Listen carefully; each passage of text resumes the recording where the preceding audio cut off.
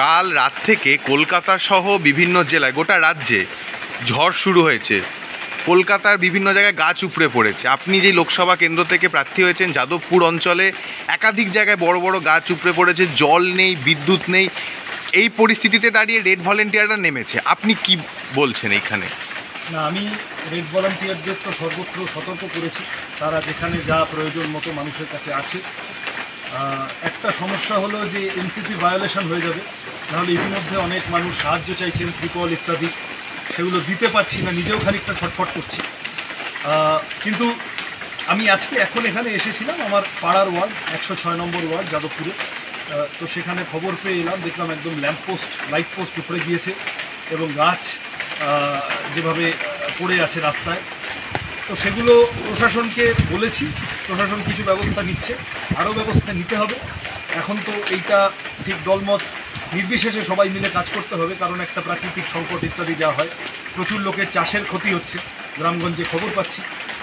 তাদের পাশেও দৌড়ানোর চেষ্টা করব। আজকে হালতুতেই পাড়ার মধ্যে আমি যা শুনলাম এই ঘটনাটা গিয়ে এলাম, যেভাবে ল্যাম্পপোস্ট পড়েছে তাতে করে বড় অগ্নিকাণ্ড, বড় দুর্ঘটনা ঘটতে পারত।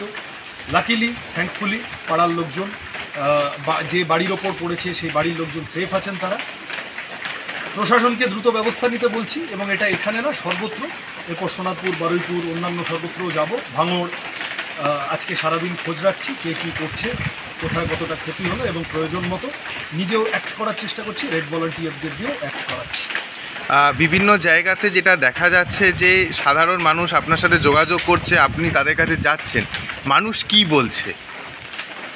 মানুষ এইটাই বলছেন, কালকে থেকে যে ঝড়ের প্রকোপ, প্রবল বৃষ্টি, প্রবল হাওয়া, প্রচুর অস্থায়ী যা কনস্ট্রাকশন, সেগুলো তো বিভিন্নভাবে ক্ষতিগ্রস্ত হচ্ছে। আর এই তীব্র বৃষ্টিতে যা হয়, আমি বললাম চাষের ক্ষতি, রাস্তায় জল জমে যাওয়া, অনেক রকম অসুবিধার মধ্যে মানুষ থাকছেন। তো সেগুলো যেখানে যেমন খবর পাচ্ছি, প্রয়োজনীয় প্রশাসনকে জানাতে যাচ্ছি।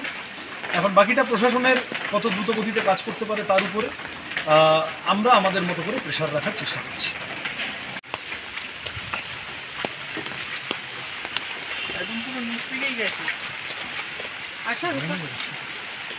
দেখো ছাতায় তারের না লাগে, ইলেকট্রিকের তার, সমস্ত আমাদের বাড়িরও এগুলো সব খুলে বেরিয়ে এসছে।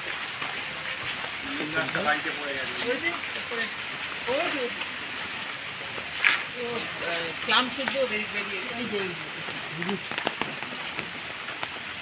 এইটা তো খুব বিপজ্জনক হয়ে আছে। হ্যাঁ, এইটা তো খুবই বিপজ্জনক। তো আমাদের বাড়ি, এই ওদের বাড়িটাই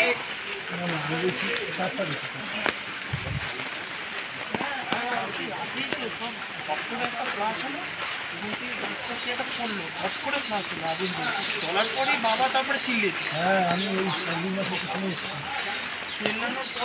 লালবাহাদুর শাস্ত্রী।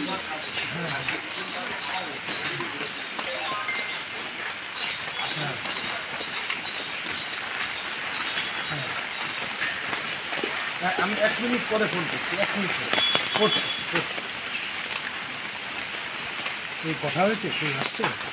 কালকে রাত থেকেই তো মানে ফোন চলছে, কাল রাত থেকে তো এসে সব সিএসসির লোক এসেছিল 9টার সময়, এসে সিএসসির লোক একবার দেখে গেছে। না, কালকে রাতে রাতে এসে আর সকালে এসে দেখে গেছে, ছবি তুলে লাইনটা তো যখন এসেছিল, এই তো সবটা সিএসসির ব্যাপার না। এবার ওরা বললো যে সত্যি আসন্ন লোকসভা নির্বাচনে রাজ্যের প্রতিটি প্রান্তে বামফ্রন্ট প্রার্থীদের জয়ী করুন।